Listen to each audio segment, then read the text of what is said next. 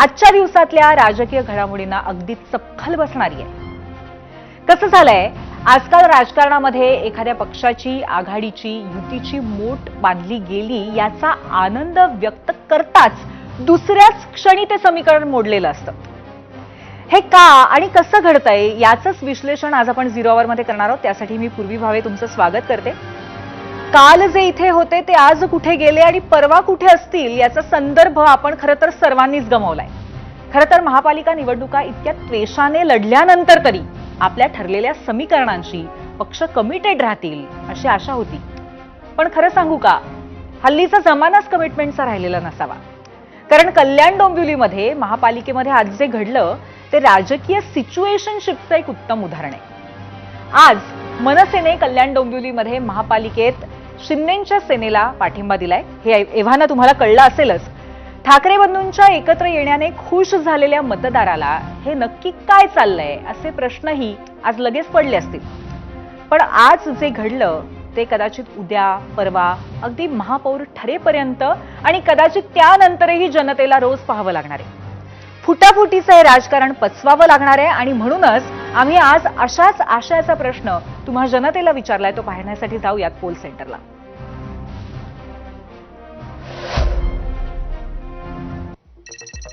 आजचा झिरो आवरचा प्रश्न आहे, महापालिका निकालानंतर कोणता पक्ष किंवा आघाडीमध्ये फूट पडण्याची सर्वाधिक शक्यता आहे असं तुम्हाला आता वाटतंय? याच्यामध्ये ठाकरेंची युती, भाजप आणि शिवसेना असे 3 पर्याय आहेत। आपलं मत जरूर नोंदवा। महाराष्ट्राचा कल कुठे आहे आम्हाला जाणून घ्यायचंय। महापौर निवडण्याची वेळ जसजशी जवळ येते तसतशी युती आघाड्यांची बंधनं गळून पडताना दिसत आहेत। याची सुरुवात झाली आहे ती आज कल्याण डोंबिवलीच्या महापालिकेतनं। तिथे शिवसेनेचे 53 आणि भाजपचे 50 नगरसेवक निवडून आलेत आणि बहुमताचा आकडा आहे 62। त्यामुळे महायुतीत लढलेल्या या 2 पक्षातच जंगी सामना रंगलाय। जितकी डोकी तितकी मते, जितकी शिते तितकी भूते। विंदा करंदीकरांच्या सब घोडे 12% या कवितेतल्या या पहिल्या 2 ओळी सध्याची परिस्थिती सांगायला पुरेशा आहेत। ही कविता आठवण्याचं कारण कल्याण डोंबिवलीमध्ये ही डोकी मोजायला सुरुवात झाली आहे। ज्यांच्याकडे 62 डोकी त्यांच्याकडे 62 मते। मग काय, जिकडे सत्ता तिकडे पोळी, जिकडे सत्ता तिकडे पोळी, जिकडे सत्य तिकडे गोळी। या ओळीही खऱ्या ठरताना दिसतायत। महायुतीच्या विरोधात लढलेल्या मनसेच्या 5 नगरसेवकांनी थेट शिवसेनेला पाठिंबा जाहीर करून टाकलाय। आज नवी मुंबईतल्या कोकण भवनामध्ये गट स्थापन करण्यासाठी शिवसेनेचे सर्व नगरसेवक गेले होते आणि त्याच वेळी मनसेचे 5 नगरसेवकही प्रक्रिया पूर्ण करण्यासाठी तिथे पोहोचले। आधी शिवसेना खासदार श्रीकांत शिंदे यांनी मनसेच्या पाठिंब्याची घोषणा केली। एवढ्यावरच न थांबता त्यांनी ठाकरेंच्या शिवसेनेलाही सोबत येण्याचं आवाहन केलं। अर्थात हा पाठिंबा शिवसेनेला नाही तर महायुतीला आहे असं सांगायला ते विसरले नाहीयेत। आज कल्याण डोंबिवली म्युनिसिपल कॉर्पोरेशनचे 53 शिवसेनेचे नगरसेवक यांनी जो आहे तो आपला गट जो आहे तो स्थापन केलेला आहे, इथे स्थापन करण्यासाठी आलोय। त्याचबरोबर मनसे जे आहे, मला वाटतं 5 त्यांचे नगरसेवक या ठिकाणी त्यांचा गट स्थापन करण्यासाठी आलेले आहे आणि या ठिकाणी मनसेने जे आहे हे समर्थन जे आहे हे शिवसेनेला जे आहे या गटस्थापनेच्या निमित्ताने जे आहे हे दिलेलं आहे। डेव्हलपमेंटमध्ये जो येईल त्याचं जे आहे आम्ही या ठिकाणी डेव्हलपमेंटच्या नावाने डेव्हलपमेंट करण्यासाठी भविष्यात आलेलं आहे आणि मनसेने जे आहे हे समर्थन शिवसेनेला जे आहे या स्थापनेच्या जे आहे हे डेव्हलपमेंटमध्ये त्याचं जे आहे आम्ही या डेव्हलपमेंटच्या नावाने डेव्हलपमेंट जे आहे कोणीही देऊ शकतं ना।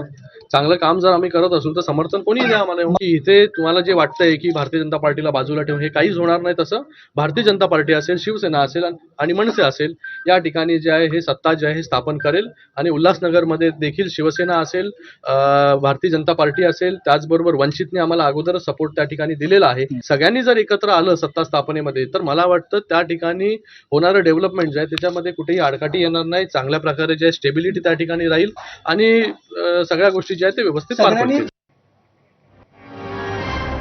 तर विकासाची कास अशा पद्धतीने दोन्ही या पक्षांनी धरलेली दिसतेय। खरं तर आता ठाकरेंच्या शिवसेनेसोबत युतीत लढूनही पहिल्याच फटक्यामध्ये टोपी फिरवायचं कारण काय, तर याचं उत्तरही मनसेच्या नेत्यांकडे तयार आहे। भविष्यात पक्ष फुटू नये आणि समित्यांच्या निवडणुकीत गोंधळ होऊ नये म्हणून हे पाऊल उचलल्याचं माजी आमदार राजू पाटील यांनी सांगितलंय. तर बाळा नांदगावकरांनीही शिवसेनेला दिलेल्या पाठिंब्याचं समर्थन केलंय. भविष्यात ज्या काही निवडणुका असतात, समित्यांच्या असतात, कमिट्यांच्या असतात, अशा वेळेस पण काही गोंधळ होण्याची शक्यता आम्हाला दिसत होती. तर अशा वेळी आम्ही कुठेतरी एक बाजू अशी स्टेबल राहावी या हेतून एक पाठिंबा दिलेला आहे. आणि ऑब्व्हियसली शिवसेना, शिंदे आणि बीजेपी हे एकत्र लढत आहेत, त्यामुळे त्यांना समर्थन देऊन आम्ही त्याच्यासोबत जात आहोत. स्थानिक लेवलवरती आमच्या तिकडे राजू पाटील आमच्या तिकडचे माझे आमदार आहेत आणि नेते आहेत आमची. स्थानिक लेवलवरती त्यांनी काहीतरी इंटरनल ॲडजस्टमेंट केलेली असावी असं मला वाटतंय. आणि अशा प्रकारच्या काही नवीन घटना नाही, सगळीकडे अशा प्रकारचे चित्र दिसण्यात येतं. त्यामुळे हा स्थानिक पातळीचा विषय आहे, त्या विषयावरती आणखी माहिती आम्हाला मिळेलच.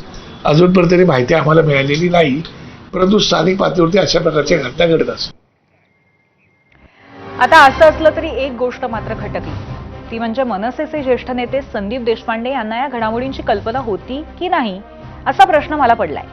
ही शंका निर्माण होण्याचं कारण असं की श्रीकांत शिंदेंनी मीडियासमोर मनसेच्या पाठिंब्याची घोषणा केल्यानंतर काही वेळातच देशपांडे कोकण भवनामध्ये दाखल झाले.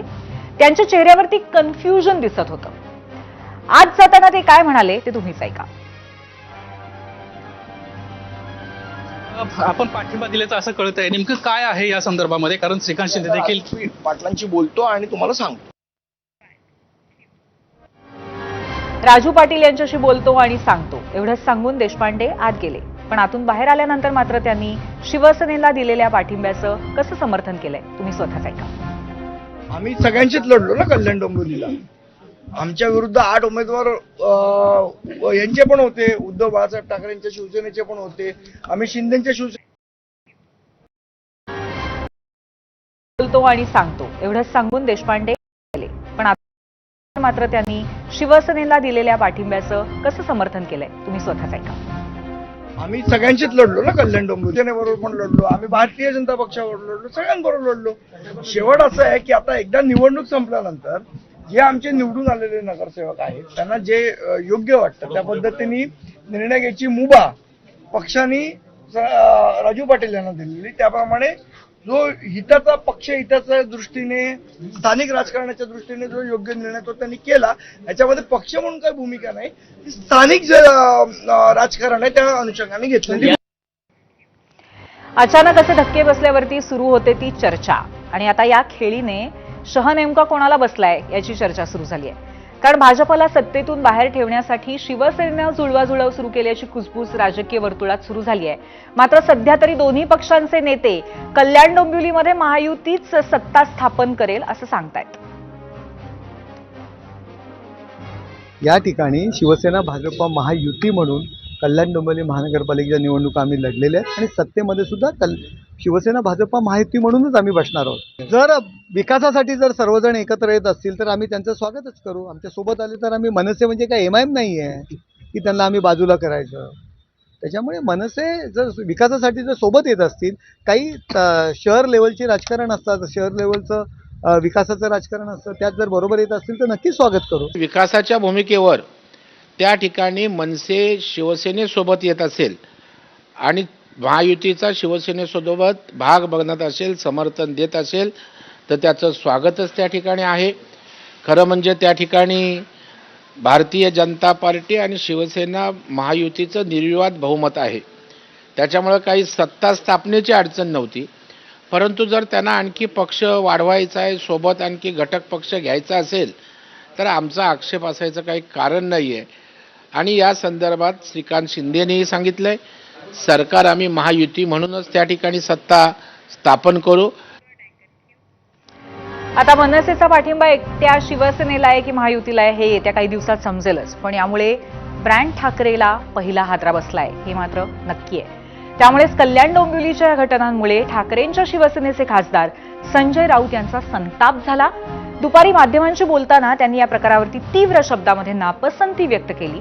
एवढंच नाही तर राज ठाकरेंनी कारवाई करावी अशी मागणीही काँग्रेसचं उदाहरण देऊन केली. कल्याण डोंबिवलीचा विषय उद्धव ठाकरे यांनी अत्यंत गांभीर्याने घेतलेला आहे. राजसाहेबांशी माझी चर्चा झालेली आहे. काही मिळालं नाही तर मी सोडून जातो अशा मानसिकतेत काही लोक असतात असं त्यांचं म्हणणं आहे. एकंदरीतच राजकारणातल्या मानसिक स्थिरतेचा हा प्रश्न असं ते म्हणाले, असं ते म्हणतात. ते खरं आहे. काँग्रेस पक्षाचे 12 नगरसेवक आणि भाजपबरोबर असंग करतात अंबरनाथला. त्यांच्या पक्षानं ताबडतोब पक्षाच्या ध्येय धोरणाशी प्रतारणा केल्याबद्दल त्यांना पक्षातून काढून टाकलं. ही एक राजकीय व्यवस्था आहे. फक्त स्थानिक पातळीवरती निर्णय झाला असं सांगून हा विषय संपत नाही. शिवसेना आणि मनसे हे एकत्र आहे, त्याने एकत्र निवडणूक काढलेली आहे. अशा वेळेला कोणी एखाद्या चिन्हावर निवडून येऊन बिडूपुड्या मारत असेल तर त्या संदर्भात त्यांच्या पक्षानं आणि नेतृत्वानं एक भूमिका. आजच्या या घडामोडींवरती चर्चेला सुरुवात करणार आहोत, पण त्यापूर्वी आम्ही आज विचारलेला प्रश्न आणि त्यावर तुमच्या प्रतिक्रिया आपण बघणार आहोत. काही निवडक प्रतिक्रिया पाहूयात मीडिया सेंटरला. आजचा आमचा प्रश्न आहे, महापालिका निकालानंतर कोणत्या पक्ष किंवा आघाडीमध्ये फूट पडण्याची सर्वाधिक शक्यता आहे असं वाटतं? ठाकरेंची युती भाजप आणि शिवसेना यावरती काय प्रतिक्रिया लोकांनी दिलेल्या आहेत ते आपण पाहूयात.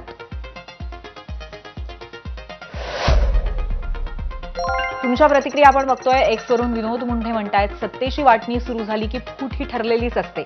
सत्तेतील पक्षाकडे जाणाऱ्यांचा ओघ जास्त असतो. एक्सवरून पुढची प्रतिक्रिया गोविंद परब यांची आहे. उबाठा गटात फूट पडेल. पक्ष नेतृत्वच कुचकामी असल्यावरती बिचारे नेते कार्यकर्ते काय करणार? पुढची प्रतिक्रिया युट्यूबवरनं आहे. शोभा घोडके यांची, कोणीच नाही फुटणार पण सत्ता मात्र महायुतीची येईल.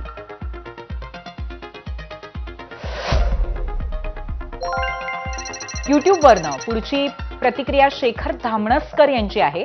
ठाकरेंची युती कारण ती आतून बाहेरून पोकळ युती आहे. मराठी माणसाने आता वास्तवाला सामोरं जायचा मार्ग धरावा. फेसबुकवरनं राम उदय चव्हाण म्हणतायत, कोणत्याही पक्षात फूट पडायला दोन तृतीयांश संख्या पाहिजे. छोट्या पक्षात फूट पडू शकते. फेसबुकवरनं संजय असखेडकर म्हणतायत, शिंदे कारण ते फुटून आधीच आले आहेत, परत फुटणं सोपं आहे.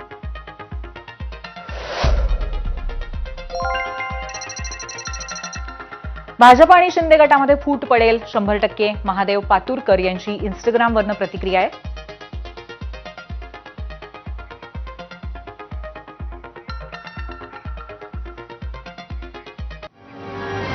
आणि आजच्या या विषयावरती आता चर्चा करूया. त्यासाठी आपल्या